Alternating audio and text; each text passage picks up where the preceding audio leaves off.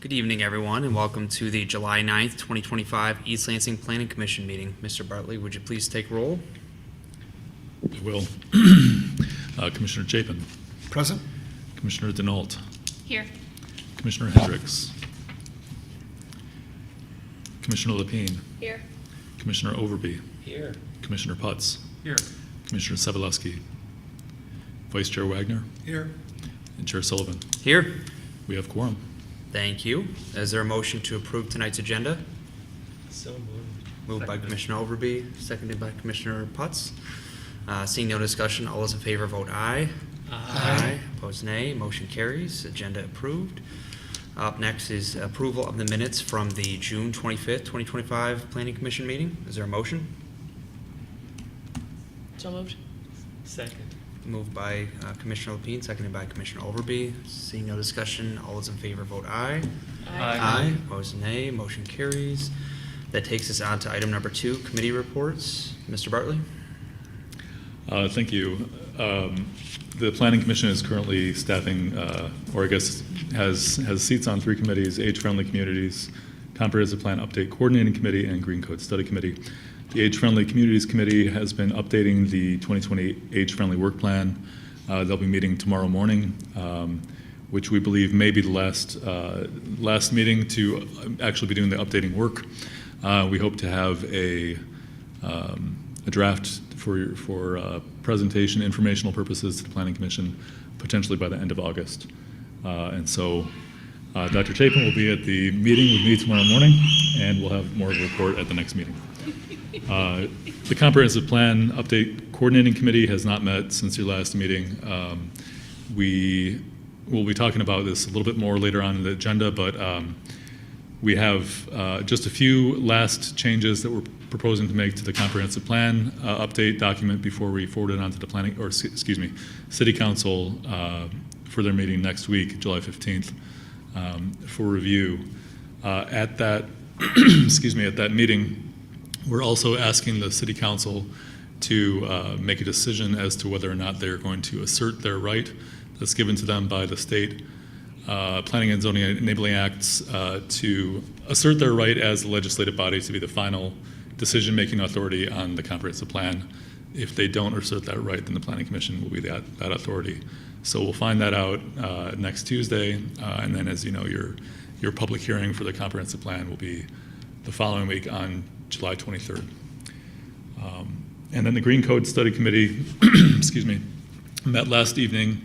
It was a good meeting. We've moved on from stormwater recommendations, although one more recommendation was proposed about stormwater, so staff is working on that, and we'll be bringing that back to the committee at their next meeting on July 22nd. We've started moving on to other areas of the code, but not the zoning ordinance, specifically with tree protection, tree removal requirements, and potentially other items such as recycling. We've talked to Cliff Walls from Department of Public Works, who's sort of taken this part on as well, and the next few meetings are his, but then we'll get into zoning ordinance after that. So next meeting for that is July 22nd. We expect to be meeting through September before we start sending more recommendations, particularly about zoning, to the council and then back to the Planning Commission. Any questions about any of the committees that I've just described? Questions for Mr. Bartley? Just a high-level question. You said there was an additional stormwater provision that was contemplated. Could you talk about that briefly? Yeah, there was a discussion. The Planning Commission recently saw a request at 601 Abbott, a condo project, 3 stories, that was recommended for approval and ultimately approved by the council with a condition about seeing a net decrease in the amount of stormwater runoff from that project from the current condition. And Councilmember Altman thought that might be a good standard to look at as far as certain projects at a certain threshold to require some net decrease of either stormwater runoff volume or rate or quality or any of the above. So the staff is going to work on that recommendation language over the next few weeks and bring that back to the committee for review. And then we expect to send that on to council as a recommendation as well. Great, thank you. Yep. Any further questions? All right, we'll keep it with you for a staff report, Mr. Bartley. I think that's, I was going to mention that we received a letter from the city manager about downtown diverse housing requirements, and we're going to talk about that in new business, just a brief discussion about that this evening. I just wanted to point that out, that was a late ad. Also, a couple late ads that were in the packet, but have all been added to the packet as of the last couple days.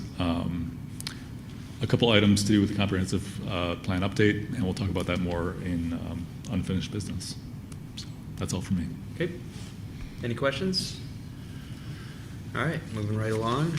We're on to item number 4, commissioner announcements. This is your time to make any general announcements or disclose any conflicts of interest and items on the agenda.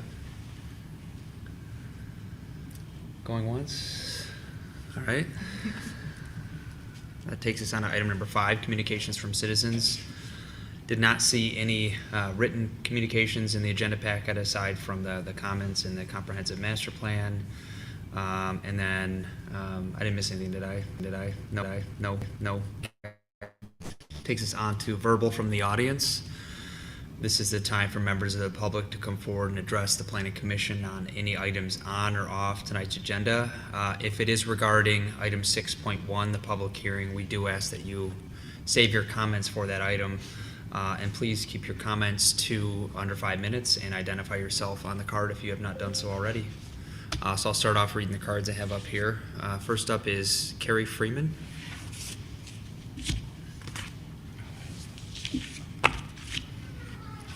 Good evening, everyone. Thank you so much for giving me the time to talk to you today. My name is Carrie Freeman. My client, Greg Ballline's actually here as well. I didn't know he was going to be here today, which is great, because I wasn't quite sure what was going to happen on the agenda. I know you received several iterations of it today, and it does look like one of my issues, at least, is on there that I'm here to talk to you about. But I'm really just trying to get the word out about a pretty amazing project, which is a redevelopment of SBS. And with that is going to be the requirement, most likely, of an amendment to the ordinance 1384 in order to allow for a fee in lieu option. And so in your packet, you should have my suggestion, my red line suggestion of the change to Ordinance 1384. I'd like you to know that I do represent the City of Leslie. I've been drafting ordinances as an attorney for almost the last 20 years. I've given this ordinance and the revisions a lot of thought. I've done research on the City of Columbus, other cities also in the country that have implemented this type of ordinance change, many of which are thriving and doing really, really well. That's the first part of it, because the SBS redevelopment would really rely on the ability to allow for a large sum of money, estimated to be at least a couple $1 million, to start the Affordable Housing Fund, which I presented in the red line ordinance amendment. And so I also have, what you guys don't have in front of you, but a plan for the redevelopment. The city council members have received this. Landon has a copy. Mr. Bellman has a copy as well, and I'm going to leave a copy today for you all to take a look at. I really encourage you to do so. What's really amazing about this project is that it's going to pump a lot of revenue, a lot of dollars into the city of East Lansing, and it can do that fairly quickly. We obviously have a problem here with the funding to pay for certain debts that have been recently accrued through the city. We owe about $7.8 million at least on the BWL issue. I know, for one, as a citizen here, city of East Lansing, I don't want to have my millage increased, my taxes increased in order to pay for something that was actually supposed to come back and benefit me through this process. Through this redevelopment, there could be a significant amount of revenue that, like I said, is pumped into the city. And I'll give you just a couple of quick numbers, which are in this book if you take a look at it. Right now, SBS has a certain taxable value, which creates a certain amount of tax revenue that's coming in to the city. If we were to go with this redevelopment, it's going to multiply it by about 30 times. So at least for the city of East Lansing schools, over the next 20 years, we'd have about $20 million just allowing this project to go forward, put into our schools versus about 900,000 that the current parcel is creating for the city. That's incredible. We also have over the next 20 years about $57 million that will be coming into the city through this project, through tax revenue, through the use of actually the parking ramp that's behind it, which is seriously underutilized at this point too, versus 2.7 million over the next 20 years if we don't do this project. I think Mr. Bellman was so important today because he allowed this to come in front of you, because he knows, and the people who have presented this to already know, that there is a time frame on this, that we're really needing to have some kind of decision on the ordinance, so we know that this project could potentially move forward, and then a decision on the project by Labor Day weekend. It sounds like a short period of time, but it's certainly doable. So if there's anything that you guys can do today in order to approve or make a recommendation to the council that you think that this ordinance amendment makes sense, that the project makes a whole lot of sense, that you want the council to take a look at it, we implore you to do so. I implore you as a citizen to do so. I think if you look at this book, if you look at the proposal, it's a no-brainer. It is just something that's going to bring revenue into the city, and it's not going to come from our pockets. And it also is going to pay homage to SBS, which is a landmark here in town. And essentially what's going to happen if we don't move forward with this project is the Ballline family is going to have to make a decision to either re-rent this space to, and it, honestly, as is, it's going to be something kind of Dollar Tree-ish or Bob's Furniture Store, something not very exciting and not what I want to see SBS turn into. If we do this redevelopment, it's actually called the Howard Ballline was the one who started SBS, and it's going to pay homage to SBS. It's going to be a Spartan, MSU, City of East Lansing centric type of development. It's something that would be really exciting for all of us to be able to be a part of. And again, like I said, bringing $20 million to our schools over the next 20 years versus $900,000, $57 million into our community versus $2.7 million. It's just something that needs to be done, and we do need action on this as quickly as possible. I am available for questions. I know that this is going to be brought up, the fee and lieu portion of it, further on in your agenda. I'm here for answering questions. I know Greg potentially could answer questions for you too. Anything you guys could do to help us show the people that this project is amazing and get it moving forward would be absolutely fantastic. Like I said, we're on a time limit, and this opportunity is not going to be here forever. So thank you very much. And again, I'm here for questions later on. Thank you for your comments. Might be some questions after we do the new business portion. Sure. All right, I have two cards up here for the graduate site plan. Are they both from the applicant? I have a Lee Cote and a David Schlensker. Would you like to go after city staff gives their overview? Yeah. Okay, yeah, that's our preference if it works for you. Yeah. Okay, anybody else wish to come forward and address the Planning Commission? Caller online. Okay, great. Okay. Pablo David, you should be able to unmute yourself and address the commission now.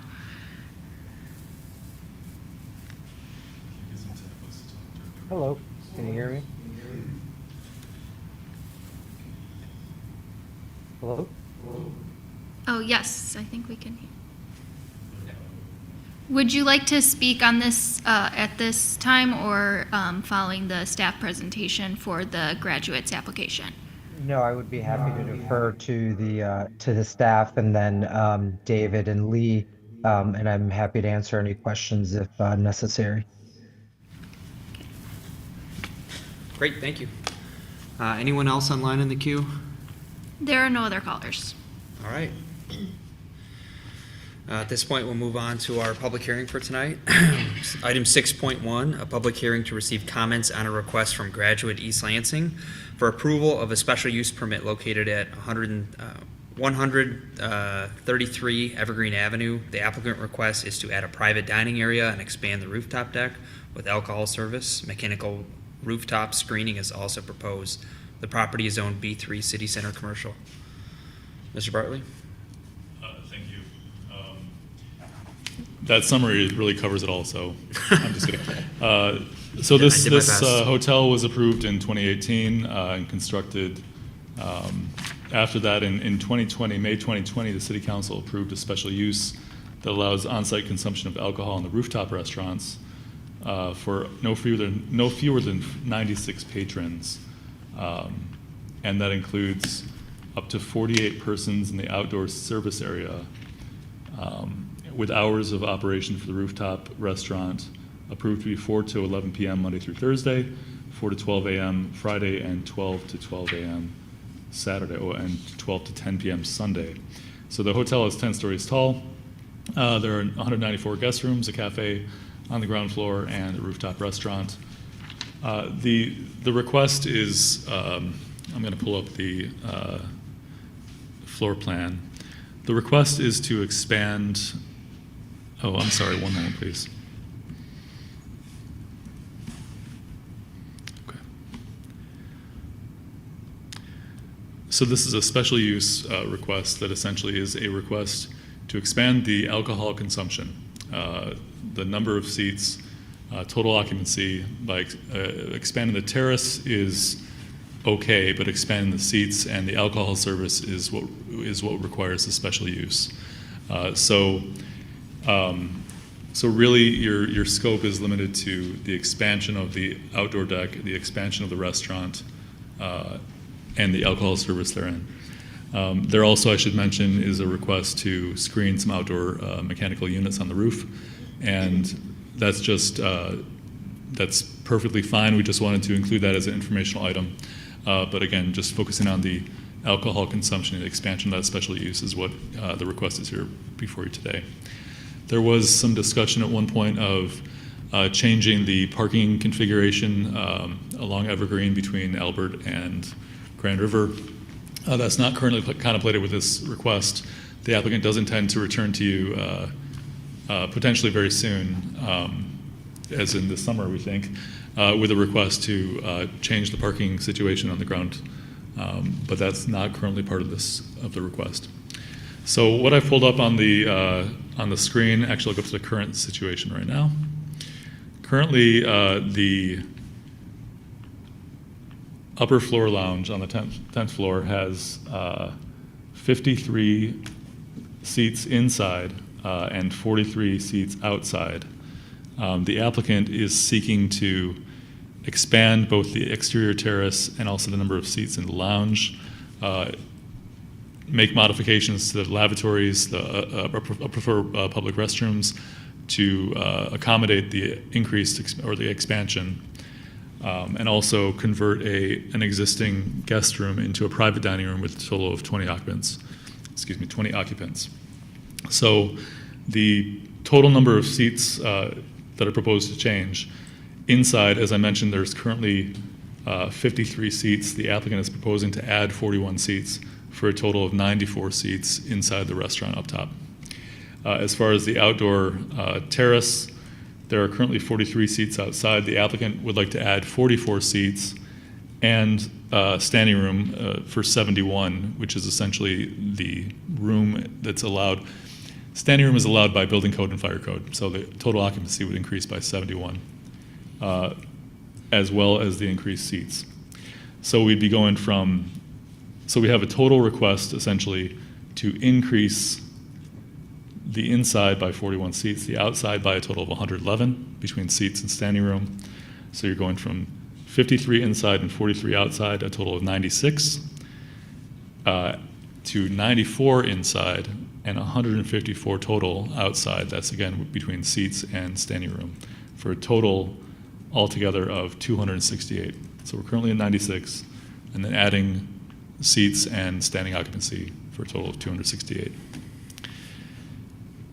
That's really the request before you. I should mention there's one discrepancy. I think that the applicant was approved for 12 p.m. to 10 p.m. on Sunday for the hours of operation. I think they're currently operating at 12 p.m. to 11 p.m. on Sunday. So if you were inclined to act on this today, and I should mention that that's the applicant's desire if you're willing to, then you may consider a condition to either increase the hours of operation or continue to require the 12 a.m. to 10, or excuse me, 12 p.m. to 10 p.m. hour on Sunday. We haven't received any correspondence about this request from anyone in the public. We have talked to the police department, the fire marshal, plan reviewers. There's some general building code items that the applicant's working through with the building department. Nothing unusual. Similar to fire marshal, some confirmation of occupancy, et cetera. The police have no objections, except that they felt that an increase in the height of the glass of the safety rail outside would be desirable for enhanced safety. Beyond that, really, what you're looking at today is an increase in total number of seats and occupancy for the upper floor hospitality areas. Can I answer any questions? And the applicant, architect are both here in the room, and also, as you saw, we have a representative online as well. Great, thank you. Any questions for Mr. Bartley? I do have. Vice Chair? So I've been up there several times. The glass fence will be raised for the whole thing, or just the new part? The applicant's not currently proposing to do anything to the fence outside. Okay. That was just a comment from the police department that they would Oh, okay. prefer to see higher glass height or higher glass. railing. I can speak to that too. And so the architect will speak to that in their comments. Okay. Any additional questions? My only other question was, I'm assuming if this obviously was okay with the fire marshal and things of that nature, my only thought was that there's really one way to get off the roof. And there's going to be a relatively significant increase in the number of people that could be out there. I'm assuming that all checks and balances with the fire marshal in terms of having safe exits? Yes. Okay. Yeah, that will be ultimately up to the fire marshal to make sure that they're meeting code requirements. The architect should be able to speak to that as well. Okay, thank you. That's my concern too, Laura. It's like they're tripling the occupancy on the roof. So if there's an issue, there are only elevators that are going down, but yeah, upstairs. I can speak to that. Yeah, on that point, it looks like there's 3 elevators, right? And then there's 2 staircases, one at the north end of the building and then one essentially outside the restaurant, right? Elevator. They don't cook the food up there, do they? Is it cooked elsewhere? Okay. Downstairs. Yeah. Question, because I didn't see that in the rendering. And then for the bathroom capacity, they increased that. Is that to meet fire requirement, building requirement? Is it sufficient as proposed for the proposed expanded capacity? Yes, my understanding is that the bathroom expansion that's proposed would meet the code requirements for the proposed occupancy.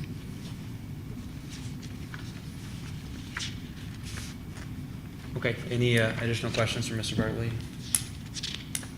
Not from Mr. Bartley, but Okay. I think I share some thoughts that I've heard already. Anxious to hear from those that are with us tonight. All right, So- I defer to you gentlemen, and who's to go first?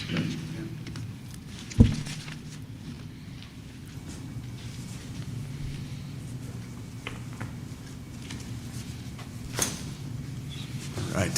How's everybody doing? My name is Lee Cote. I'm the general manager at the Graduate East Lansing. Again, thank you guys so much for the consideration, for your time, giving us the opportunity to speak about a project that we are very excited about and believe meets the need of our guests, not just the hotel guests, but locals and visitors alike. As Landon explained, we have 194 operating guest rooms, as you all have maybe seen or can imagine. Busy sold out night, that might mean 500 hotel guests in the building staying overnight. And it's not uncommon that with the current occupancy of 96, we have 10 or 15 hotel guests that come up to grab a drink or a bite to eat that we're actually leaving in a queue in line waiting or at sometimes turning away. In part, the expansion of this space would be to satisfy that need and make sure that not just our hotel guests, but locals and visitors have the ability to enjoy the space, take in the beautiful view of campus and the ambiance at Rock Bar. The second piece on kind of the north part of that rendering is also meeting another need that we've identified for private dining in the space. It is very common that we'll get phone calls twice a week. Hey, I was at the Rock Bar for graduation. I had a fantastic time. I would love to host a private birthday party or a private graduation dinner. Because of our current occupancy and how busy the space currently is, it is very rare that we can find a time during normal business hours that make that work. The other piece is existing groups that we have often will say we would love to have a VIP reception, a smaller group for our VIPs for dinner. And this would now allow us to, one, take some reservations in the space as a whole, and two, service in an intimate, private experience on that rooftop in that private dining. I know David can speak to some of the specifics. As far as the railing that came up, it is proposed in our latest to take that from the current 42 inches up to 54 inches. I believe that's correct. 54?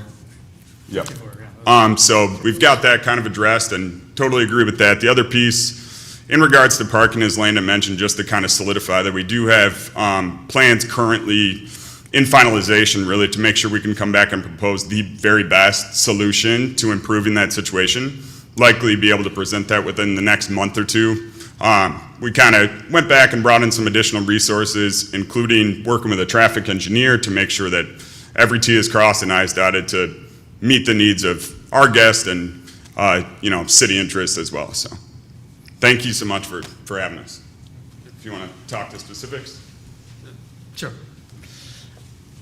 Hi, my name is Dave Schlensker, architect with SCB Architects.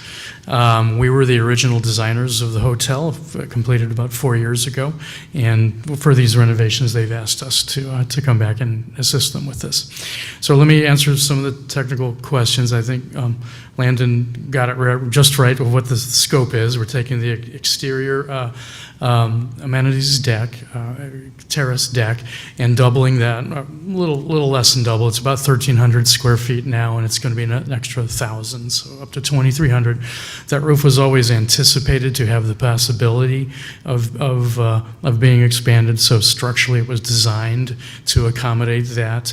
And then exiting-wise, we've done our due diligence, so in terms of travel distance, in terms of occupancy, in terms of occupancy count, we meet all that. We've met with the building staff, we met with city reviewers and the plumbing reviewer, and went over our plumbing requirements for the increased occupancy. And so right now, each gender has 2 fixtures and 1 lavatory, 1 sink, and we're basically doubling that. So it'll go from 2 to 4 fixtures and 1 to 2 lavs. And right now, with the current occupancy, there's been no problems with the bathroom facility. So we're doubling that, and we're not doubling the number. I guess we are doubling the number of people, but per code and per meeting with the city officials, we're all good. A part of this submittal is fully stamped drawings, so we and our plumbing engineer and structural engineer have all provided fully stamped drawings. So basically, they're at permit level. So we've got that. That's the terrace. There's no architectural changes to the lounge itself. We're just increasing seating capacity in there. And then we're adding that 1 dining room where there's a presidential suite that's going to become a dining room that's going to be able to accommodate 20 people. And so this has been a very successful project, and by providing this adult level experience, it's not a nightclub, it's not a student bar, it's a different kind of facility. And it's been very successful. So that's why we're increasing the capacity, and by being able to provide that dining room, it's being able to provide even more events to the community. So and obviously to the guests of the hotel. So I think that's everything. That's the dining room, that's the capacity in the bathroom, that's the lounge, that's the exiting, and that's the terrace, and that's the structural. So it's a lot of things. Does anybody have any questions or comments for Lee or me?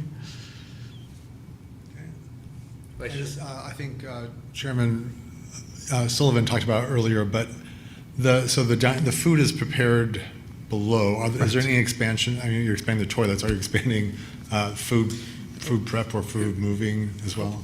I'll let Lee answer that, but I just wanted to say we have 3 passenger elevators and 1 service elevator. So it's actually 4 elevators. Oh, okay. So there's 1 fully dedicated elevator for which the food is brought up here. Okay. Yeah, so outside of a little bit of quantity space as far as what we can store, when it comes to walk-in dry storage, there is a little bit of expansion, nothing structural, just a little bit more equipment. And really it would be more of like a staffing thing where we just still have to have the bodies to service that. I mean, the thought in some of this space is that we already operate very successfully with both food and beverage in the Rock Bar. This would kind of expand us now to say, hey, maybe we can host a private event, which is prepared, in advance. We know that there's 50 people. We know what's on the menu, which takes a little bit less space and manpower to produce. So the hope is that we could kind of expand from just restaurant operations to also be able to host some of those events. But the kitchen, remains on the first floor. Will there be any change to menu, or will all be that? Yeah, no, we're working hard at creating a new menu up there. So 3 or 4 new entree items that already exist. Likely with the expanded space, we'll continue to explore that. Our chef's a really, creative and artistic mind that's been doing some great things. And then the banquet menu would probably flex a little bit to best service this space. Cool, thank you. Yeah. Yeah, no, couple things. I was tuning into structural design, heard that loud and clear. Also that the original building was designed in a way that it could be expanded, heard that loud and clear. Tripling alcohol, I think is going to, elevate the issue for some in the community. So I asked questions about safety and security, added personnel. Any thoughts about that as you envision how this is going to play out? We've just beaten Notre Dame in football. Everybody wants to get to the top of the graduate. We're a happy group of people. How are you going to handle that? Yeah, so on that front, one, I would say that through talking to city officials and law enforcement, that we currently carry a very strong reputation as not, the college bar, not a place that someone underage is going to attempt to present a fake ID. We have spoken to police enforcement that have said, you guys have a great reputation as not the kind of wild and crazy party place. When it comes to how we would operate when we're fully sold out and a busy, game day like that, we already currently carry 2 leaders that are supporting in security. One is third-party security that supports us 3 or 4 nights a week, every game day, and every weekend. We have a bar manager that both are, stationed at the front door to kind of determine, check IDs, make sure we're at occupancy and that sort of thing. And 100%, we intend that if we're running one of our busy weekends and we expect all of this space to be occupied, that we would increase security, absolutely. Just another quick follow-up question, then I'll pass. How do you train your employees to address a crowd like that? Is there a training that takes place? Are you proactive in planning for that? Or I don't want to hear, I suspect you're not reactive. Yeah. Leading you into the correct answer. For sure. Yeah, so it's a good timing on that question. We actually have our Hilton inspection that's taking place tomorrow. Not only does Hilton carry very high standards when it comes to safety and security crowd control, our management group, Schulte Hospitality, does the same across their vast portfolio. So we have what we call an emergency response plan that is fully printed out. We do trainings on it at least twice a year. And that walks us through every potential situation that theoretically could take place anywhere in the building, especially when it relates to large crowds and busy nights, whether that were a fight breaks out, God forbid, an active shooter, a fire takes place. We have training and we have a response plan for each one of those situations. Additionally to that, as far as alcohol service, our team is trained in the TIPS training, which is the state and local requirement.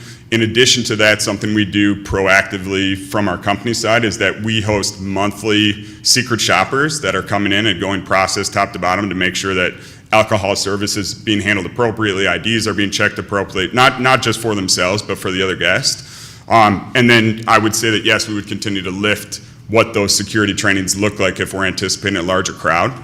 I mean, the number that we arrived to at the 268, because it is coming from square footage, the true intent of kind of presenting that number is that if and when we had some fantastic group that says, yep, we want to host an event on the expanded side of the patio, and we want to have 75 people there, and we're already operating the rock bar operation as per usual, that's where, and on top of that, maybe we have a group in the private dining space, that's where we would kind of, carry up to that level. And the biggest thing being that in our current operation, we unfortunately have to tell locals and guests and potential visitors to the city, no, we truly can't accommodate that very well because of how popular and busy the rock bar already is. So that would be a part of the equation. Yeah. On the security front, yeah, we would, the other piece I was gonna bring up was when we would move to these larger count numbers, that you would now be increasing staff levels significantly. If we're hosting a banquet event that is gonna be 75 individuals, you would have your own separate and trained bartenders taking care of their own individual bars. You would have additional service staff, additional management presence, not just for the bar, but operating that banquets and catering event, which is kind of standard how we operate in our current event space on the second floor.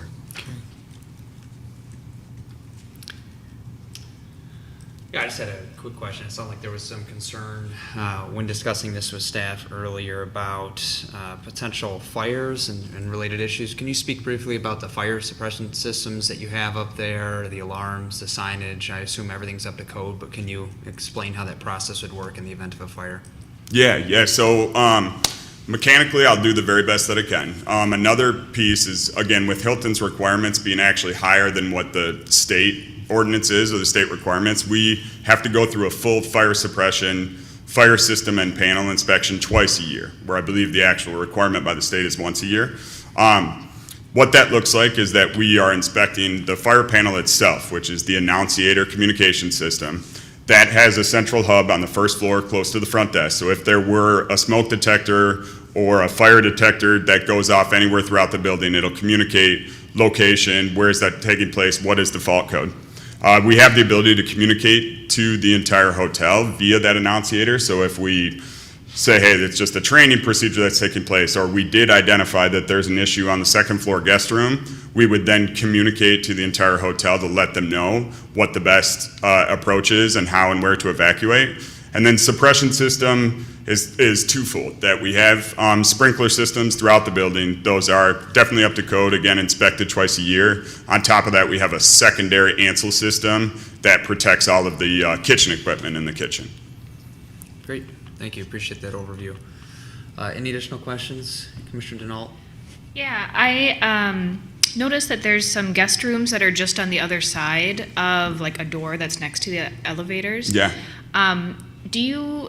Have you received any noise complaints from people who have stayed in that area? And do you anticipate with the expanded service that there could be some future noise complaints? And are you taking any steps to mitigate that? Yeah, that's a fantastic question. And actually, a part of how we arrived on this plan was to mitigate that issue. So currently, there are no guest rooms except for one that share an adjacent wall or are directly, connected physically to the rock bar.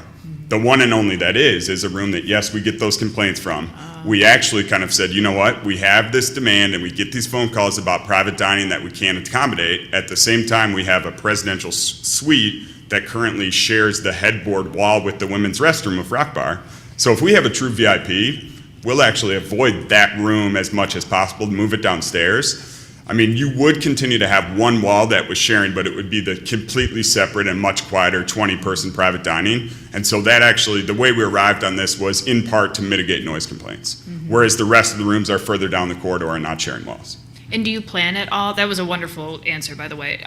Do you plan at all to add additional insulation, like sound insulation in that dining room, just in case? Actually, 100%. There's not only for protecting of the guests, but also because we do plan to host meetings, we want to make sure that the acoustics are in good shape there. So that new wall that'll be built out between the private dining and existing guest room would include some acoustic attention. Excellent, thank you. Yeah. So how do you count the number of people on the roof? And do you turn additional people away when they're asking for access to the roof facility? Yeah, it's another great question. And another reason why we've arrived on this proposal. So the answer is yes, 100%. We do turn people away. The count is done by the two at minimum, security guard and bar manager that are stationed at the only public entrance to the space. So if you were to access the roof bar, the kind of closest entrance we see off of that red line is actually fully back of the house. That is just for service staff. So there is only one way in and out of that current building or the current rock bar space, and it would remain that way. So we have 2 people stationed at that space. They're counting heads, just clicker, counting heads as they come in, checking IDs as they go, and 100% part of the reason we're proposing this is because we have gotten to the point that we are unable to fully accommodate, to the best of our ability, the guests that are in the hotel specifically, or if it's just a busy Friday night that we get to capacity pretty quick, and then you have 12, 15 people waiting in line or leaving and going somewhere else. Thank you. Mhm. Seeing no additional questions, does the gentleman in the queue want to weigh in? Just want to give him the opportunity in case he does. Maybe we should have 2 representatives of the Veterans team on the phone if Okay. they need. They're just here to No, answer no- questions, or they want to? Yeah. Pablo No, David thank you. and, Brian Miller. No, thank you. Lee and David did a wonderful job, but thank you. Okay. Okay, we'll see. Could they identify themselves by title or association with the graduate, please? Those that are on the queue? Oh, yes, absolutely. Excuse me. Pablo David with Graduate Hotels. And, Brian Miller's with SCB. okay. Okay. So actually, I would like another follow-up question. As I understand, I've been a guest at your, not at the hotel, but up on the top. And I had a very enjoyable experience, and I know it's popular as it stands right now with the clientele. Probably, I think you addressed that, and I'm sure that there is a good reputation. I understand that there are other graduate hotels in some other Big Ten towns, for Iowa, for example. Do they have the other graduate hotels? Let's just take the Big Ten towns. I'm not sure how many there are. Do they have a rooftop as well? Very common. Very I don't know common. the exact number off the top of my head. So there's 35 graduates in total, 33 in the United States. Multiple examples of rooftop spaces, restaurants, meeting space. Actually, something similar is being proposed at the Graduate Ann Arbor as we speak. And we have, I would say, 5 or 6 examples of that existing within the portfolio already, owned and operated by the same group. I don't think we have to worry about the Ann Arbor. I don't think they're going to have much to celebrate. They- We have a that's lot more right. to celebrate here in They East sure- Lansing. they sure I'm won't. sorry, it just tumbled out of my mouth. Couldn't Yeah, resist. it's the truth. All right. So the graduate system, if you will, has some experience in a wide range of rooftop restaurants, bars, Yeah, et I cetera. mean, both on the design and architecture Okay. side with SCB and other partners of the ownership group, AJ Capital. The operating group, Schulte Hospitality, has a massively large and wide portfolio that they manage, and we're a part of that management group. And so operate and execute at a high level in a lot of similar situations and building setups. Okay, Yeah. okay. Good enough. Thank you. Landon, I just had a question for you real quick. So regarding the capacity, has there been any issues raised about the count they're proposing with anybody on city staff, fire, police, anybody? Because a number, to me, it's just a number. So I'm curious if anybody's weighed in on that point. No, definitely not. This meets building code, meets fire code. The police had no concerns except for the railing. That sounds like it's being addressed. We haven't heard anything from public. Okay. Thank you. Okay, at this point, we'll open the public hearing in case anybody else wants to come forward and address us on this item. Seeing none, we can close the public hearing. And then what is the will of the commission?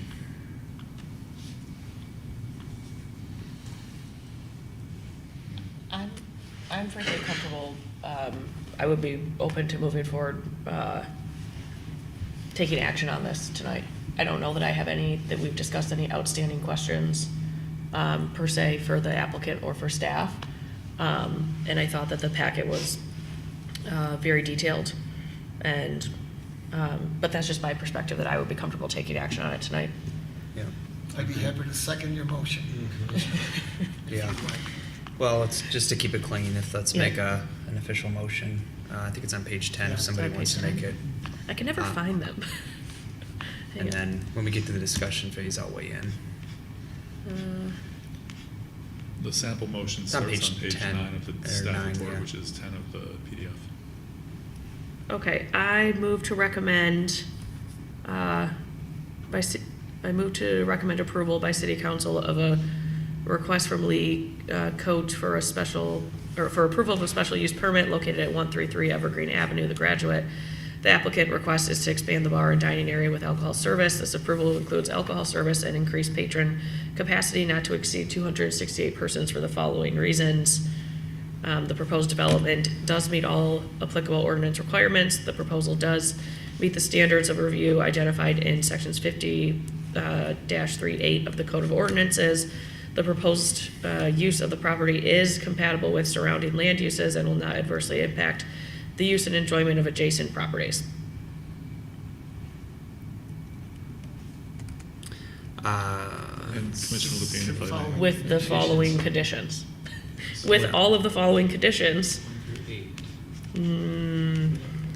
Yep, 1 through. 1 through 15, Oh, 15. right? So it is kind of a It's 1 through 8 with the- funky. 1 through 8.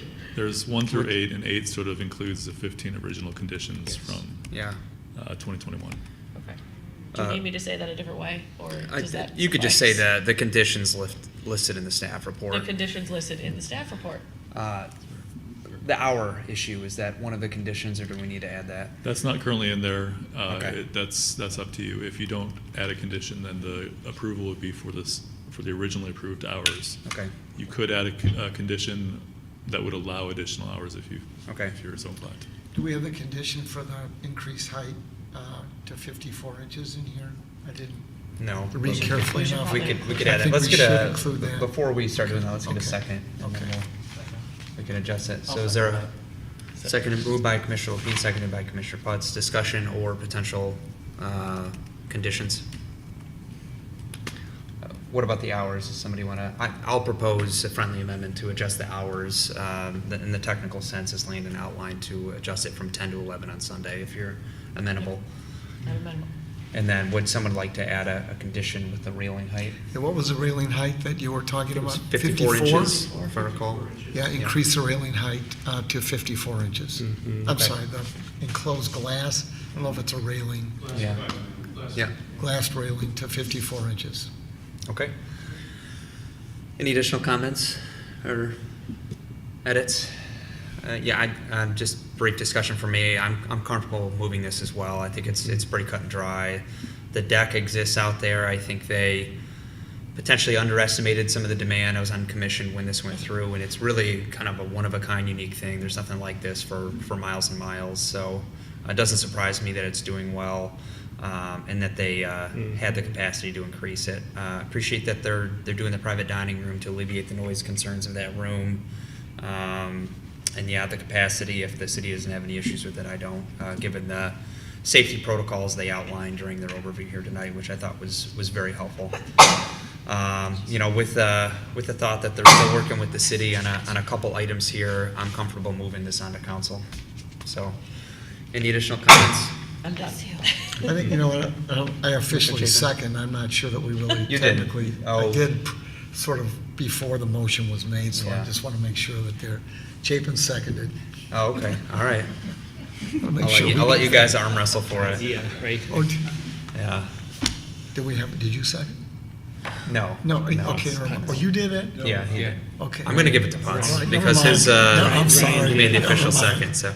Okay, No. seeing no additional discussion or I comments? actually, Commissioner Denault? it's a question that I should have asked when we had the applicant up, but I'm wondering if we already talked about noise in the interior, but I'm wondering if the applicant anticipates any sort of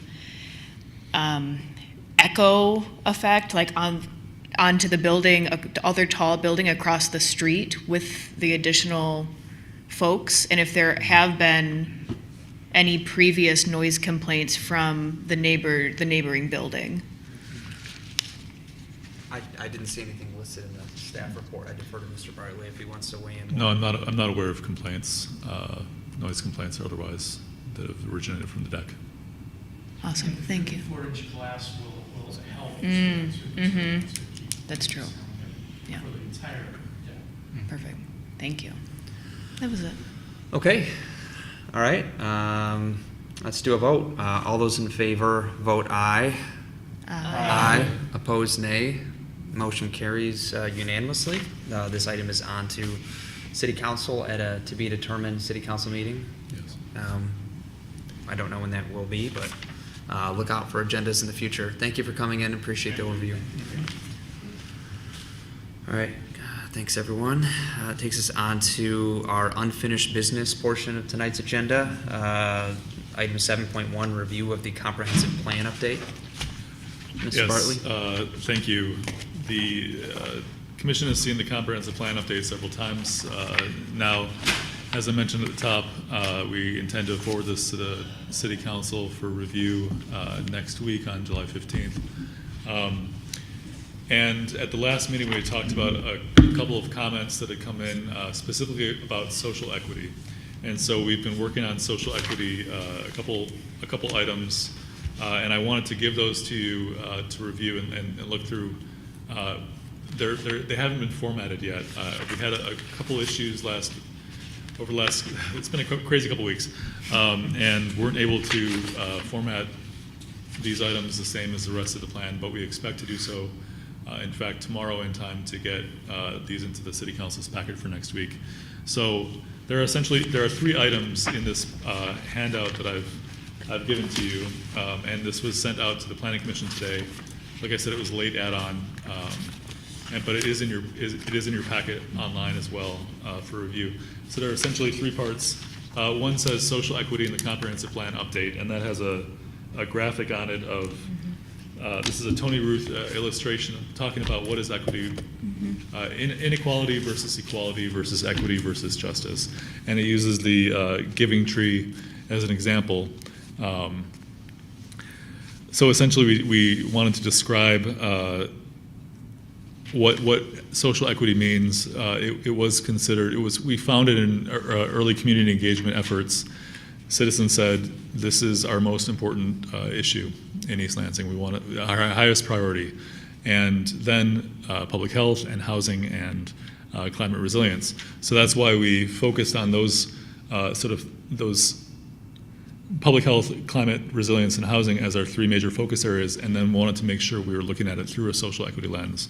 So these pieces, the comment that we received was, these just aren't, it's not explicit enough, it's not upfront enough, and we wanted to honor that. So social equity in the comprehensive plan update seeks to just sort of discuss what does social equity mean, and there's a little table talking about different elements of sort of social equity that we've received from our DEI office, and then the other column of that table is sort of how we believe we're addressing that in this comprehensive plan update. I'm noticing, I've been reading this for the last several days, and I'm noticing a couple typos in here. What does equity mean as a city of East Lansing, for example, the first sentence. So we have a little bit of massaging to do still with the text, but I think we're pretty close to being done with this. After those first couple pages, talking about social equity in the comprehensive plan update, which are intended to be right up front in the plan update document. We also have a few more pages talking about social equity in housing. And that's a little bit longer. You'll see there's a little chart about that shows, this essentially shows the racial distribution across areas that were marked on redlining maps from the HOLC maps 90 years ago. So this talks a lot about redlining, this section. What was the case, what was the situation of redlining in Lansing and East Lansing back in 1935 to 40? The map that's in your packet is the redlining map from 1934. And we intend to include at least an excerpt of that, or I guess inset, somewhere in the comprehensive plan. But essentially this is talking about a brief history of redlining in the area, and then some essentially civil rights legislation and actions that were taken to make housing discrimination illegal, including removing racially restrictive covenants, which are essentially deed restrictions that say a black or brown person cannot live here, for example. Those have been outlawed about several decades ago, but actually as recently as 2022 was a state bill that actually allowed homeowners to remove those covenants from their deeds. So that's happened now. So we wanted to give a little bit of a sort of brief history in as much as we could in just a few pages. And I wanted to pass that along to you for your review and comments. And then finally, acknowledgements. We have a lot of acknowledgements to make for this planning process. I just wanted to give you a sense of, I think we have 7 pages here of names that we're saying thank you to. And what I wanted to check specifically with the Planning Commission is who's a doctor here. I know that several are doctors. I think I have one wrong, but just wanted to check to make sure. So right now I have Dr. David Chapin, I have Dr. Chelsea Denault, I have Dr. Lauren Lapine. I was corrected that Lauren Lapine is not yet a doctor, but in 4 months. And you promised not to delay the adoption of this plan until that time. So Now you can bring this to your defense. were there any others that I was missing? I want to make sure that I'm calling you who you are in your title. Is that okay? Okay. So we still have time, right?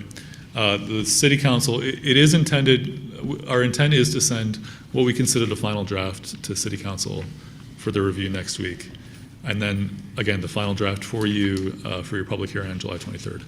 But changes can still be made up until the moment of adoption. So if you see changes you'd like to make, I would ask if it's a typo, just email me or tell me now, and we'll make those changes. If it's something more substantial, we'd want to slow the process down a little bit and discuss that, or talk about it now if we can make that change. So I realize, again, it was a late ad. We hope to send this to you far earlier. Hopefully a few hours you were able to at least glance at it, but were there any questions, comments, thoughts on anything that I've shown you today? This is really cool. Yeah, I was going to say, I think just as a urban historian who takes the story of redlining and the impacts that it's had on our continuing city very seriously, I think what you've put together is really impressive, and I just really want to commend staff for it. Thank you. Thank you. Yeah, just again, kudos to not only this, but all the work that you've done compiling this and putting this together. And I think one of the things that stood out to me is when I was going through the list of additional comments, and I would see something and I would go, oh, that's a good point. And then I would look at the plan we already put together, and usually it was already highlighted on a page or two, like the ADUs or form-based code comments. And yeah, I know a lot of work went into it by a lot of people, and I'm happy that we're getting close to the finish line. So I don't really have any additional recommendations aside from just those comments. Okay. So any other comments or questions for Mr. Bartley? Okay. All right, my only question is, what's the next step for us? I think this is going to be on a later... This will come back to you on July 23rd for a public hearing. July 23rd? Yep, and at that time, depending on how the council meeting next week goes, if you're so inclined, you could vote. It would either be a vote to adopt the plan or a vote to recommend adoption of the plan, assuming that's the way that you'd want to go. Depending on council. So that'll be the next step for the Planning Commission. I do intend to send a note out to the coordinating committee members, many of whom have said, I want to show up to the public hearing or to the city council meeting and talk about the process and the plan and how I feel about it. So I guess, again, the city council meeting will be next Tuesday, July 15th, and then we'll have the public hearing and planning commission here on July 23rd. So. Great, thank you. Thank Any you. last comments or questions on this item? I have a quick question for Landon. Mr. Olson. What sort of reception do you anticipate from the city council, and how extensive will their comments or concerns be at the council meeting? Do you have any read for that? So far, when I have talked to council members, they've been quite positive on it and have said they've been hearing good things from the community. Your council liaison to this group, Mark Meadows, has been involved in the Comprehensive Plan Update Committee since the start. I don't believe, he hasn't expressed to me that there are any concerns from him or other council members That said, they may not. They may come up for the first time next week. So Right, we'll see. But so far, what I've heard is positive, Thank you. which makes me happy. Thank you. All right, any remaining questions or comments? Seeing none. That takes us on to item number 8, new business. So it's a letter from City Manager Robert Bellman regarding downtown diverse housing requirement. And this was one more late add today. This is really intended to be a first look, but I have been in conversations with local attorney Carrie Freeman, who spoke to you earlier today in public comment about the suggestion that she had made on behalf of her client. And this is essentially a similar discussion from the city manager, Robert Bellman, where he had talked to city council earlier this year and suggested considering different changes to the diverse housing ordinance in the code. So just as a refresher, right now there's a requirement that in the downtown district, DDA boundaries west of Collingwood Drive in downtown, any new multifamily residential proposal or building would have to have 25% of those units be either affordable or senior 55 plus, owner occupied, or some other form that would increase the diversity of housing in the downtown area. And if there's, so that 25% requirement applies to any multiple family residential proposal downtown. There is a transfer mechanism that allows, if a project is exceeding the 25% requirement, it could potentially transfer the excess units to a different project as a private transaction. And then if that other project couldn't meet for some reason the 25% requirement, they could then use those credits from the other project towards their project. So there's currently an ordinance request on the books. This planning commission reviewed this before, and that's going to city council, in fact, next week for a vote.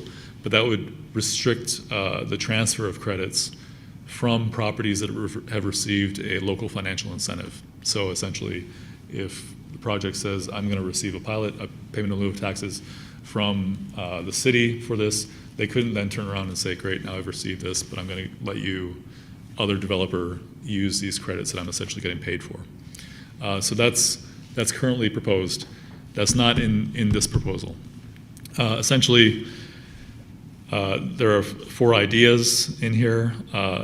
Perhaps the sending area, I guess for want of a better term, if there's an excess of 25% units from some project outside of downtown, those excess units outside of downtown could then be transferred into downtown. I think with the idea that downtown probably has the most expensive land in the city, which makes it much more difficult to develop affordable housing in the core of downtown versus elsewhere in the city. So we may be able to reach our goals of having more affordable housing in the city by extending the area in which we could send those credits. There's a discussion about honestly, I shouldn't describe these too much because I don't want to get something wrong. But essentially the city manager is saying he's proposing some changes to diverse housing ordinance. Carrie Freeman and her client have proposed some other changes, including the fee in lieu option. And really, we're just looking for the first look.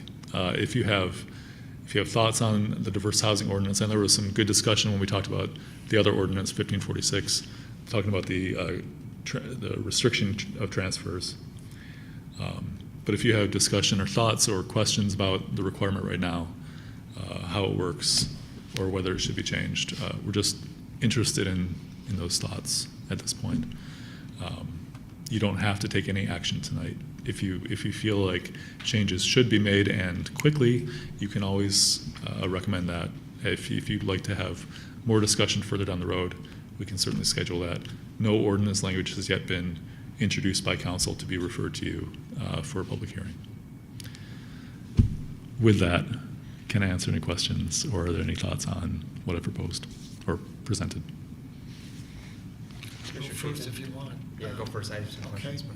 So, Carrie, would you mind coming or standing up to the podium? Could I ask her to come back and ask some? We do city staff questions first. Oh, I'm sorry. Sorry. Okay. My all questions right. for staff. I got you in my crosshairs. Okay, all right, I'm sure you are. Go ahead. Landon, a couple questions here. So it's creating a fund. Maybe I missed a bit of language because I know this was a late ad, so I didn't get a chance to review this closely. What are the eligible uses for that fund? The idea, okay, so I should actually go through just very briefly these 4 ideas, right? The 4 ideas is expand the area you can bring from, have some sort of the second would be have some sort of a difference in how you transfer credits if they're owner occupied versus non. So a different ratio for condominiums versus affordable units, for example. Should the housing choice voucher or Section 8 be part of this equation? And then should there be a fee in lieu fund? Essentially, the idea with the fee in lieu is that instead of providing those excess or the units to meet or exceed that requirement, a developer could pay into this fund that would then be used once it reaches a certain level and amasses a certain amount of funds, could then be used to either construct the affordable units themselves or to incentivize them or to provide some sort of, essentially, I guess, some sort of incentive to affordable housing. So the idea would be that fee in lieu, that fund would be designed to meet the affordable housing need, not the other kinds, is my understanding. But the fee in lieu, or the fund, is just being contemplated right now, so it could be used for anything, depending on how it's But sold. it's not specified in the new language On how it could be on spent. how it can be spent. Right. I think the intent is that it would be used to build or incentivize affordable housing. Mm-hmm. But it's not in the language that's currently proposed. There's nothing about how the fund would be used. Yes, yeah, And that's essentially what I'm asking. Yeah. Like, that's what it should be used for, but at whose discretion? And what are the parameters? Okay, when we're. And I should mention done, that, I'll so the attachments in your in the packet that I sent today Yeah. is the letter from the city manager, a letter from Ms. Freeman with the original ordinance that created the diverse housing requirement. Yeah. And then an excerpt from, I believe it's City of Columbus, Ohio, ordinance that has a affordable housing fund. So I think that was intended to sort of give an example of what this fund could look like. So as far as actual language, nothing is proposed by the city manager. The proposal or the red line version of ordinance that's in your packet was what was proposed by Ms. Freeman. So that, I think she and her client would like to propose that sort of language to city council. But that's not from the city manager at this point. Okay. And just a process question, Landon. So we would be asked to say that we agree that some level of change should be made, and then it would go to city council. And then for the Howard, the plan that was discussed earlier, that would come back to planning commission? Yeah. So right now, the I guess, question or request is to think about this, discuss it, and if you have recommendations to send to city council to say, yes, you should introduce some language. It should look like this for an ordinance. Mm-hmm. Then what they would do is then direct staff to develop that ordinance. They would introduce it formally and refer it back to the planning commission for a public hearing and a recommendation. Mm-hmm. And then it would go back to them. So right now, we're just being asked to say, in concept, something makes sense to me, but not agreeing to the redlined version that's in here. If that's what you agree with, I mean, that would be good feedback. But it doesn't have to be that. They're really just looking for your thoughts on the whole idea. And if you have specific concerns, considerations that you want them to have in mind. And Sorry, Brooke, I think this will help answer some of those, and then so I think as far as process is concerned, just to focus this a little bit, I think we should review this at a high level, not focus as much on the language being proposed here, ask questions of city staff, ask questions of those proposing, that we take a closer look at revising this ordinance, and then because it's such an atypical agenda item, I would encourage us to be a little bit looser with our discussion of what our general thoughts are with the concept, as opposed to like waiting for a motion, discussing the motion. I think we should just speak freely on our high-level thoughts or concerns or whatnot on the proposal. Does that answer your question? Well, a little bit. So I haven't had a chance to review this in detail. But one of my initial inclinations is we hear routinely that we need more affordable and diverse housing, particularly in the downtown area. Am I interpreting this correctly, that there could be an option for a developer to pay into a fund and not meet that 25% requirement to create affordable housing? So you could Essentially, yes. basically not build the housing, but pay to get around it? Yes, that's the idea. Okay. Because then the fund could be used to meet those goals in other ways. Sometimes there might be Okay. limitations to a developer that they would still be essentially be meeting the requirements, they'd just be doing so by paying into it versus actually building the units. And anything would have to come before the planning commission and in turn the city council. Yeah. I Correct, think like to assume that. Sorry, go ahead. And then I'll- But yes, it would have to, but you would still, if this became a new part of our ordinance, any developer would have this option to not build 25% of a new development affordable housing, but instead pay into a fund, right? If a fund is developed or Yeah. established, yes, Okay. that'd be the idea.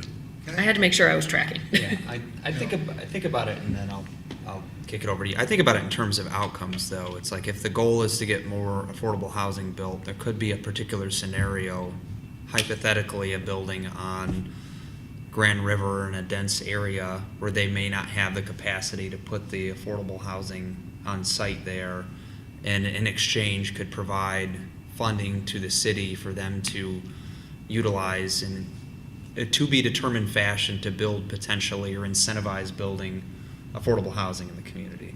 So I guess the question I have, and Delaney, and I understand if you don't have the answer to this, is like the financial situation of this, like $5,000 per dwelling unit. I don't understand where that came from. Again, I just said not to focus on the language too closely, but to focus on like how the math would math. Does that line up with provisions in other communities that have a similar frame? I just don't know. I can't answer that question. I don't know how much money would be developed, and you know, if you have a 100 unit building, that could be a substantial amount of money potentially. And So just that's to clarify my again, thought process. the red line is proposed by the private party. So that's what they're proposing as the fee, or the fund. But they're proposing we take a look at it, and this is kind of the first, like, hey, look at this. This is a potential. I think there's, you know, like how the CPI language is written in there. I think is I don't know if that's typical for ordinances. It deviates from state statute. I think it's usually based off of in Michigan, Detroit's CPI. It says as calculated. I don't know who's calculating it. So some things like that we could wordsmith. But I think just generally the high level concept, I understand what they're asking for and why they're asking for it. I don't know. That's my thought. I think it's a conversation worth exploring because there's scenarios where you potentially can't have development because they can't meet this standard and statute, and this is sort of a creative way to come up with an alternative that gets you to the same place at the end of the day. But it's the first day I'm seeing this, so. Yeah, Vice Chair, did you? I agree with you, Joseph. I think I'm all for new and innovative ways of thinking about affordable housing, and if building a fund would be great. But who's going to be managing the fund? We're not quite sure. How long will that take? I have a question for Landon. Why did this come from the city manager today? Yes. I haven't had time to read it. I mean, I worked till 5:30. I ate dinner and then I came here. So I feel kind of uncomfortable talking publicly about something I haven't read. Absolutely. I mean, I'm okay talking about it. I'm not okay making a motion on anything right now. No. And So can you tell us why the city manager? It was at my request. We were talking, his intent was to send a letter like this soon, either today or within the next couple of weeks. Right. I had talked to Ms. Freeman earlier and knew that she was planning to come to speak to the commission. And I said, Robert, I think that Ms. Freeman's gonna show up to public comment tonight. Do you think that you'd have your letter and want to send that information to the planning commission? And he said, yeah, that sounds fine. If you want to share it, please do. So I did. I don't, there, and for what it's worth, there's not interest or appetite, I think, on council to bring this forward immediately. They want you to have a decision or discussion, have time for discussion and to be thoughtful about it. I think that they might be open to introducing something within the next couple of meetings, but certainly next week. Is the mayor, or the city manager like endorsing this proposal, or is it No. he's just wants us to talk about it? The city in a manager rush? essentially is endorsing consideration. He's having 4 items that he wants you to think about. Right. The proposal with the red line is an example, is an idea of what could be based on what the private party has proposed. But he's not endorsing anything. He's just saying this is an example. This is what we've received Right. that's of interest to this private party. Okay.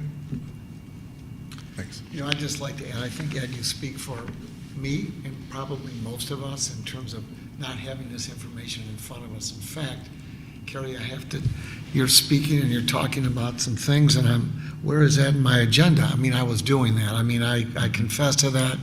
I thought I had everything I needed with the memo from our city manager, and I found out I'm missing about 35 pages of notes in that particular item. So, and again, I think that's because we got it lately, but I think your explanation's fine. I'm not pointing any fingers whatsoever. It's in front of us. We need to talk about it. I think that's really good. I'm kind of curious. Love what you said, Chair, about maybe sort of talking loosely about this because it's sort of been given to us. I'd like to jump into a little different space. We talked about the ordinance and the language and the history and where that might fluctuate, but I think we have an idea in front of us that I'd like to hear a little bit more about, because I think that would allow me to better understand where this ordinance might lead. And I begin with saying that SBS has been an anchor, a credible anchor on Grand River for ages.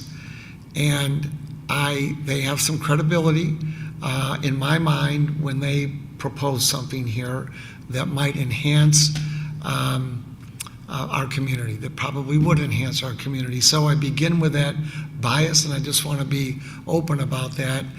At the same time, we'll have to verify those numbers you threw at us, Carrie, about the $20 million going into the East Lansing Public Schools and how this might generate income. I think we have to kind of verify those numbers. I understand conceptually what you're communicating, but I think we'd have to verify those numbers a little bit. I'd like to, if you don't mind, I'd like to talk a little bit about what is being proposed by SBS. I don't really quite understand that, but if that's Exhibit A, if you will, I think it's relevant to me to hear what that might be. Thank you. I'm vibrating over there. I'm just really excited about this project, to be honest with you. And I can address a lot of your questions.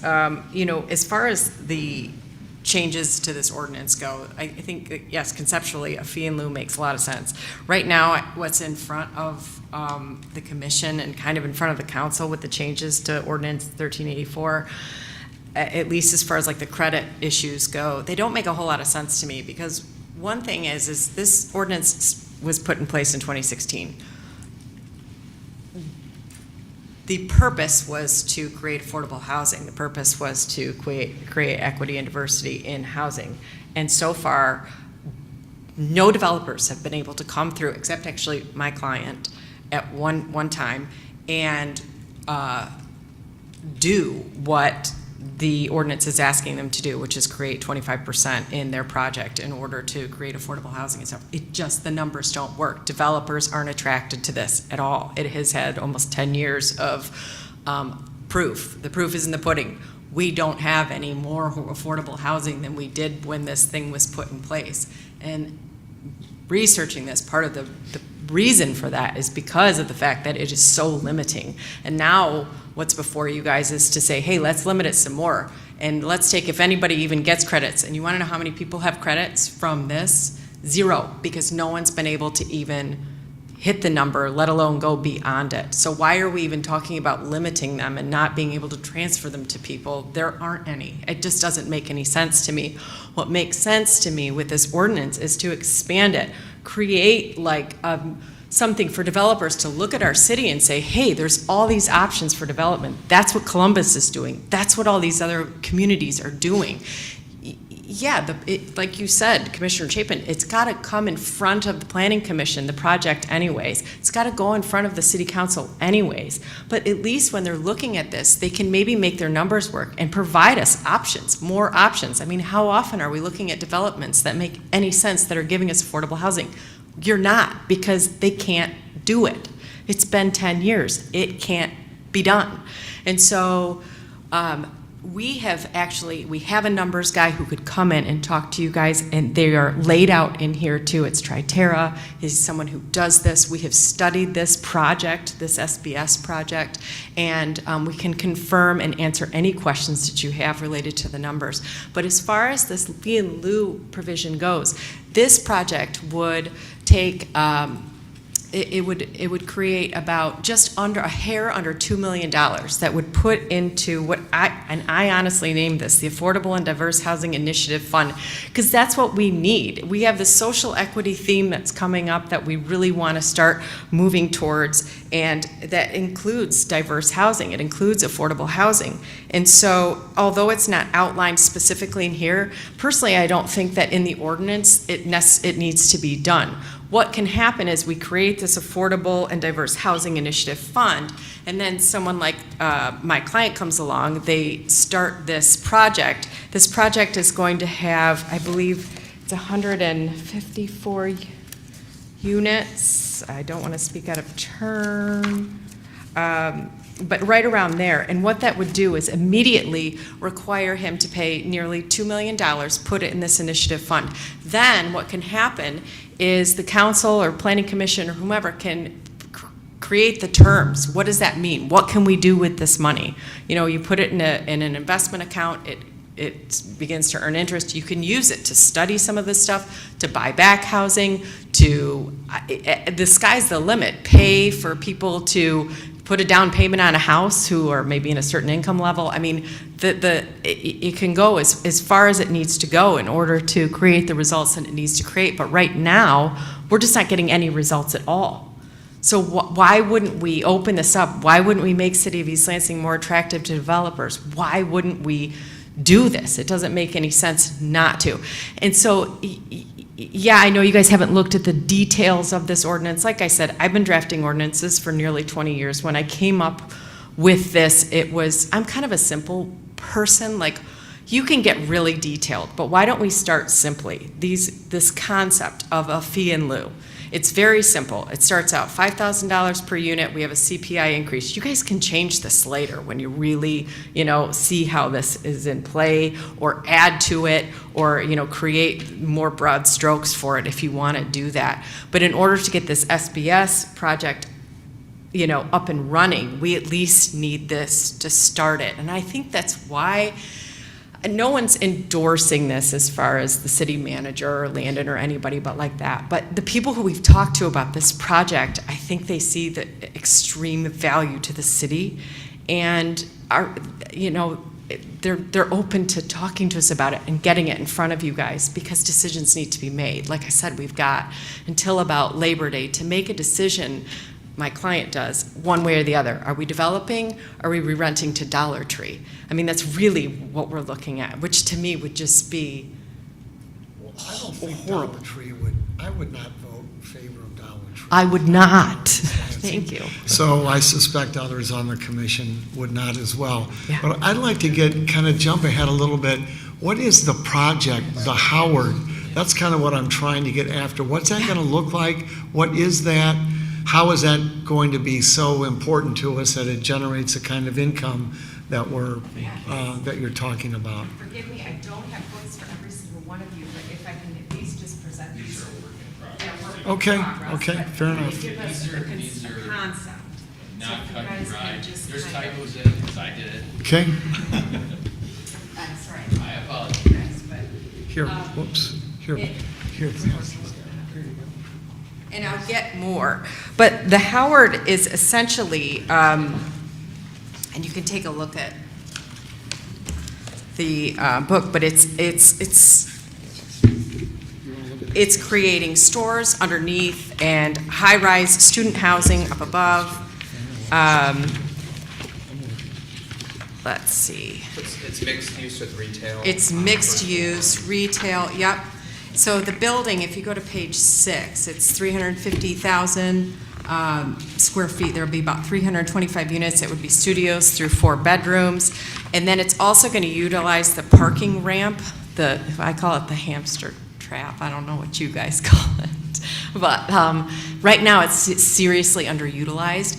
And so on top of that, what this project would do is rent the spaces in that parking area and then create revenue there as well. And so then the value of this would be the student bookstore footprint. So that parcel now is, let me flip you to, sorry, I'm so excited to tell you guys about this. I'm glad you're listening. Let's see, let me flip you to page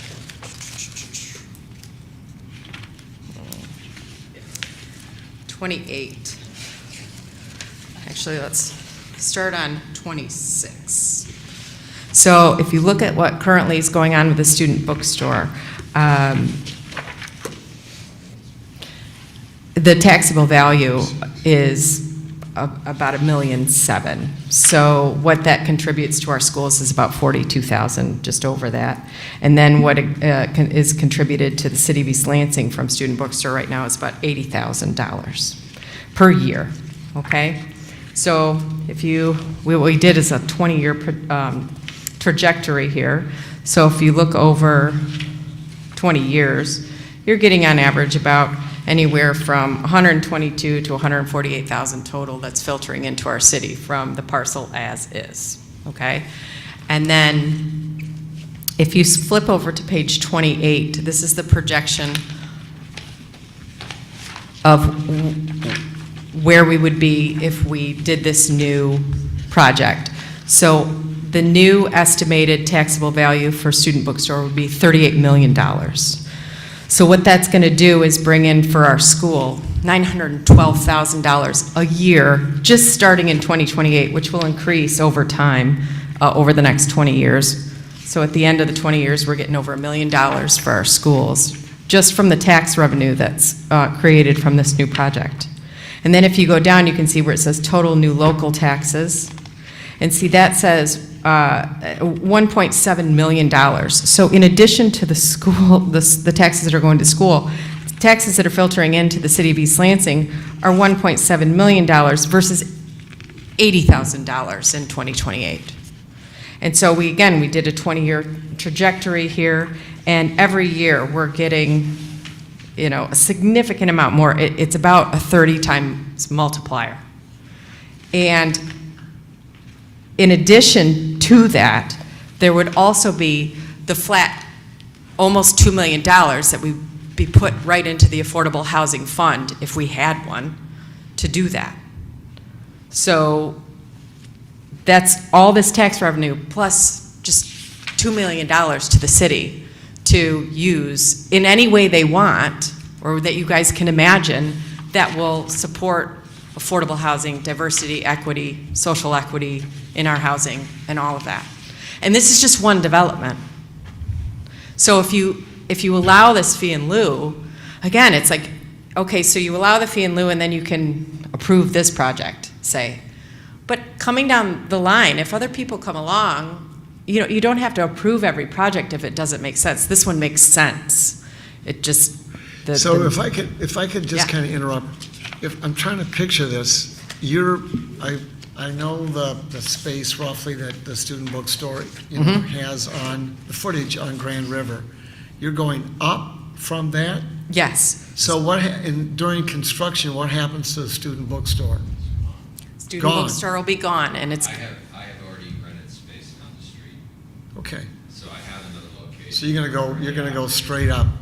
The problem is we're one of the last remaining bookstores at this point because of COVID, and then the way that things have changed as far as how. Last remaining college bookstores in the country. Yeah. No, I began this by saying SBS is a very credible East Lansing business in my mind, and I think like that. So Okay, this kind of explains this a little bit. Yeah. I want to clarify to the commission, this is from a former superintendent, the money that goes to the school system, that could go two different directions. One would be for building projects. It is approved by the electorate. The other then reduces the amount that we would get from the state, because there is a process that sort of creates some equality around the state. Those rules might change, but it doesn't necessarily mean that that dollar amount goes directly to teaching and learning. It's just the way it shifts. But it's still considerably more. It's still Way considerable. more. I'm not Yeah. suggesting it's not, Yeah. but it's not purely that dollar amount. Goes in different directions. And I won't go into much more detail than that. Yeah, thank you. Yeah, It's good we have your expertise. okay, all right. And again, I mean, the numbers are just staggeringly different based on what we have now. And I think that this is such a prime time to do something like this, especially, I mean, we have such financial issues with the city, and then we've got the BWL issue. The city needs revenue, and right now, the only solution is to tax us. I mean, we need to do something different. And I don't think having this type of development put in front of everybody can just be scoffed at all. It's negligent to not consider that this is just such an amazing opportunity to bring So in funds to our schools. I don't think we're scoffing at all. Oh, no, I think no, we're trying I to- don't Being think. negligent. No, no, think no, we're no, trying to I don't ask- think, Okay. I am not saying any of you are Okay. being that way. I'm saying just generally, like, this is just such an amazing opportunity to look at. Okay. And I was not saying that about Okay, any of you, no.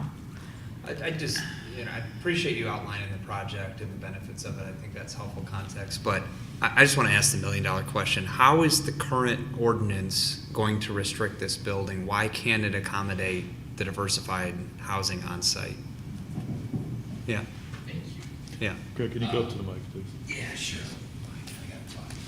That's fine. should I identify yourself? So, Greg Ballline, I happen to be the manager of the student bookstore. Anyways, I've been trying to acquire property for years in the downtown. And I need to acquire property in order to develop my bookstore. My bookstore has been failing for a number of years. My brother and I have been carrying it along here, limping along since the pandemic. You know, a lot of things have changed in the downtown, as we are all aware of. Kids just, the people just don't come downtown like they used to. I mean, the food delivery vehicles are just a prime example of how people don't leave to do what they want to do. They're not out, and they're not socializing, and it's been really bad. The city's done what they could with the programming in the downtown to promote people coming into the downtown, but the reality is there's nobody on the sidewalk anymore. We used to be this community that everybody was out and about and doing things. And just the people count that walk past my bookstore every day has dropped tremendously since the pandemic. So with that change, getting people back downtown and building projects in the downtown, this university has grown by about 500 students a year for 40 years. I remember back in the 80s, it was like 30-some thousand students. Now we're at like 56 and growing, In order for us to keep up with that demand for this type of housing, we would have to build a project like this every year, literally every year. And unfortunately, the economics of not building projects like that furthers the gap on the affordability issue of housing in the downtown, right?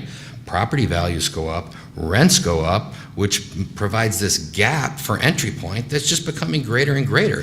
And the longer you sit around and just say, well, gosh, gee, what do we do about it? I'm presenting a proposal to you. This is a solution. I do believe that this is a solution that's going to require a lot of thought. I think it's going to require that a lot of people get involved, that a lot of people put their finger in the pot and they stir it.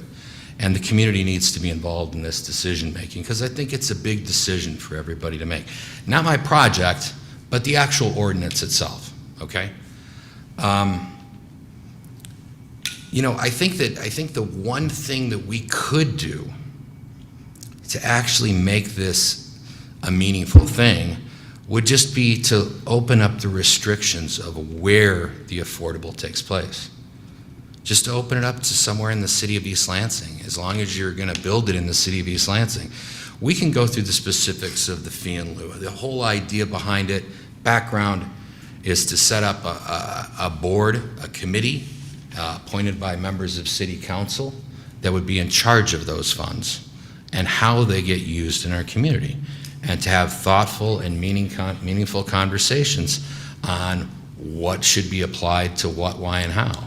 But I know this is a big deal, and it should be a big deal for our community to find ways to get people in. The one thing that we could, like I said, the one thing we could do for now as a stopgap, knowing that we're gonna look at all this stuff, and we're gonna put out subcommittees, and it'll go to the housing, and it'll go through these different things to get everybody's input, to decide what the community feels the best move is to change this ordinance.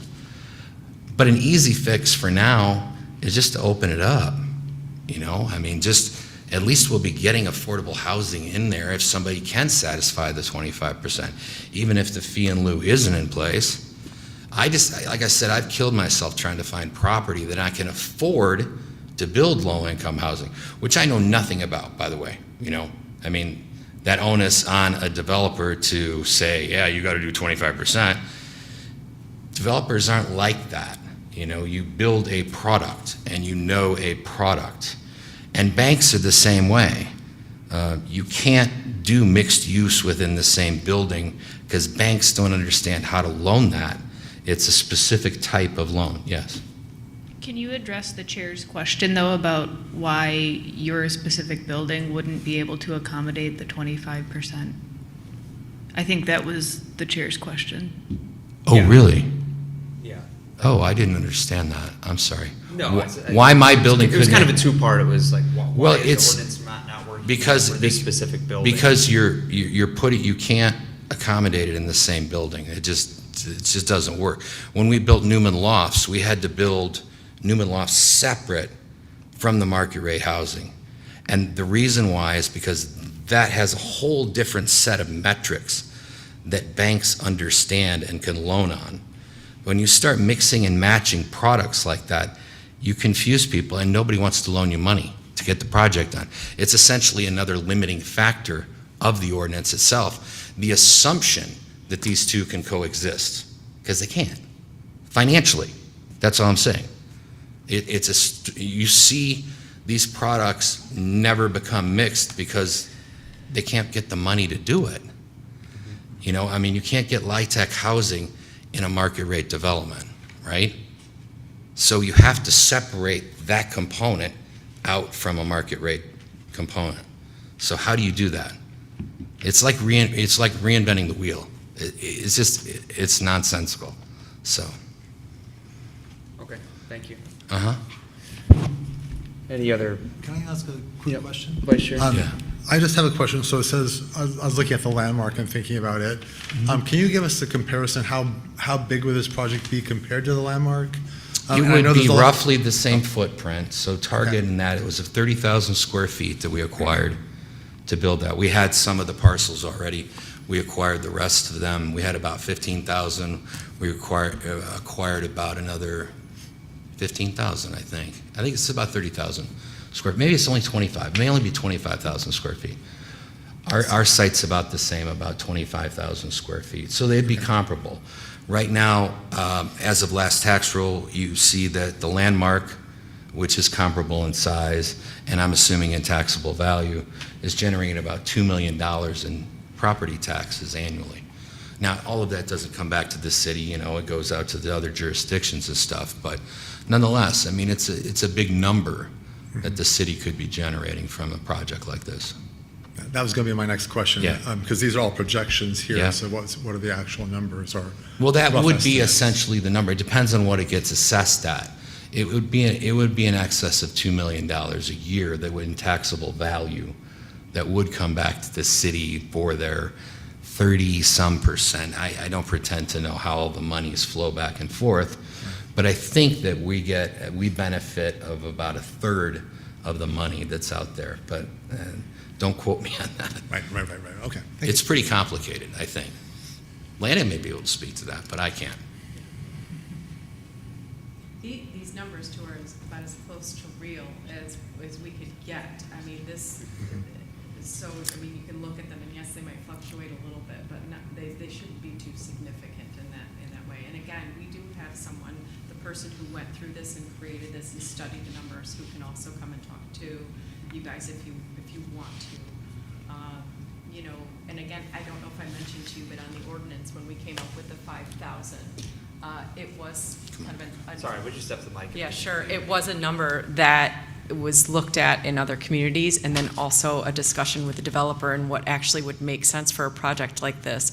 And so if it makes sense for them, it'll likely make sense for future developments. And again, these things could be changed even more, but we have put something in front of you that we feel like is very workable and reasonable for at least this project, something to get us off the ground and moving in the right direction. Yeah. Okay, yep, and then we're gonna wrap it up. Yeah, no, I appreciate it. One last thing is sunsets, okay? Anything that you do, put a sunset on it. It's a 5-year deal. Somebody needs to look at this again in 5 years and evaluate the progress of it, okay? Don't pass ordinances that are in place for 10 years that penalize everybody in the community, okay? All right, put a 5-year sunset on whatever you decide it's going to be, whatever that looks like. That's fine, because in another 5 years, at least somebody, future council members, future planning commission people, will have an opportunity to weigh in. Maybe we're in a different society in that. Maybe things have changed. Thank you. Thank you. I think, Landon, my request to staff after the initial conversation today, I would need much more information, I think, from city staff about how this has worked out in other states, particularly in other comparable cities to us. I mean, does Ann Arbor do this? Do other Big Ten universities, places that are structured in this way? I think I need something to react to outside of just this language in order to make an informed decision. Yes, I think, you know, I'm kind of coupled on that too, in that I think we should continue to discuss this. I think I'm left feeling that maybe we should review this without any definite opinion so that we can do a little homework. It would really be helpful when we do this to have our city council representative here. And if you could pass that on, I think that would be very helpful, because I think there's some history here that he could guide us through a little bit that would be helpful. So there's no vote here, we're just open discussion. I advocate for continuing the discussion and eventually getting to some kind of a recommendation perhaps. Yeah, I second that. I think that's good level setting. So I think, just trying to refocus us a bit, I think that the project at hand is a good example. It's good context for any potential future decision-making. We're not making any tonight. So my recommendation, and I guess ask for city staff, was essentially what Commissioner Lapine had suggested, where I think we need more information about the background of similar ordinances from other states, preferably college towns, A, and B, the number of developments that have taken advantage of this. I'm only aware of 2 top of mind in the community over a 10-year span, which doesn't scream success to me. And I think, like, look, the context here is not saying let's throw out the entirety of the ordinance and just get rid of it.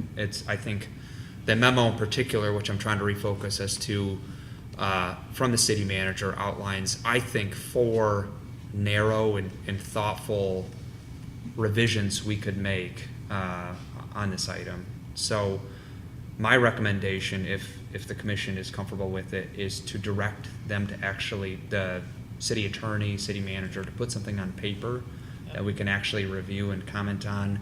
I think these 4 are a good starting point. I would like to propose 2 other items that I've wanted to review. The first is sunset, which I think is a good recommendation, to sunset any proposals after, an X amount of period, 5 years seems reasonable. But the other item stems from a project we saw 5-6 years ago where they wanted to add ADA accessible units. So I think potentially broadening out the 25% capacity to other types of housing types would be something I'd be in favor of taking a closer look at, or even just making it more broader and discretionary for city staff. Potentially there's a really big type of project they want to get downtown, and they can incentivize a developer to put a music venue or something. Going back to the comments we got from the comprehensive master plan, I think there's other benefits to the community. But yeah, the 4 items outlined by the city manager are allowing the diversified housing to be outside of the DDA. I think we could limit that to certain zoning types potentially if the concern is keeping it closer to the downtown. Clarifying how it's calculated by utilizing a ratio, which I think makes sense.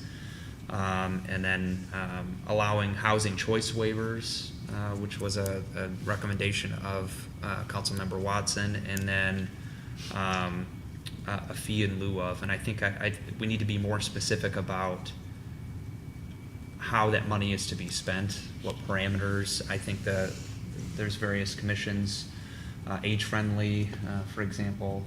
They look at some things like that. And the Community Development Block Grant Group, I got the name wrong, I'm sure, but so those are, I think, the parameters. If something's on paper, I'm more comfortable deliberating it and making more specific suggestions, but I think that gives us a framework to start off of. And I don't know what your timing is, but that's my suggestion. I'm open to having a discussion about it, though.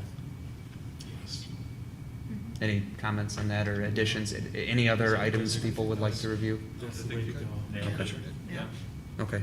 I agree. I think this definitely has legs, but I'd like to see something on paper just to make, more concrete observations on. Yeah, something more and with more time to review. Yeah. In a thoughtful manner. Yeah. Yep. Okay. Does that give you enough? That's great. I think I have some good guidance. I think we'll aim to try to have more information back to you at your next meeting on July 23rd. If not, the next would be August 13th, which I would say much more guarantee, but we'll aim for the 23rd, just knowing that we have some extenuating circumstances coming up for the next couple of weeks too. So I can't promise anything. Okay. Thank you. Hey, good. Thanks for bringing this to us. And, this has been good. Yeah. So, yeah. Thank you so much. Yeah. Do you need these back? If you guys would like to keep those, you're more than welcome to, so you can take a look at them. I'd love for you to take a study, call us if you have any questions. I'm thinking this is Can this actually be added to our packet? Do you have a digital version? Yeah. That we could? I can certainly find out. Okay. And if not, I'll get more. Okay. There's a couple changes to it, obviously fixing a typo. Okay. And one of the columns I didn't add up because I'm kind of slow at Excel spreadsheets. So the math doesn't even actually add up at the end. So again, my bad. And Okay. I have a corrected version of it digitally that I'll try to get out to you guys here by, let's see,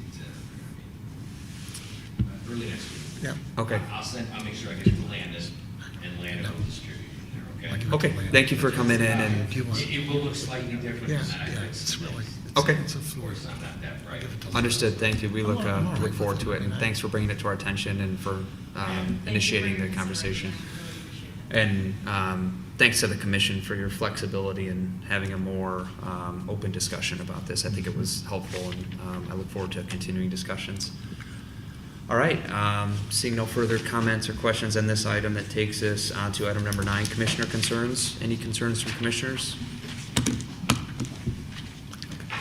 All right. Going easy on me. Takes us to adjournment. Is there a motion to adjourn? Before we adjourn, I I appreciated the way you handled this conversation, Joseph, sort of keeping it open and free-flowing, and I think that was excellent leadership on your part. Thank you for that. I credit you for steering it in the right direction. So, all right. Thank you for your comment, though. I appreciate it. Okay. Is there a motion to adjourn? So moved. Second. Moved by Commissioner Putz, seconded by Commissioner Denault. Seeing no discussion, all those in favor vote aye. Aye. We are adjourned at 8:52 PM. Thanks, everyone.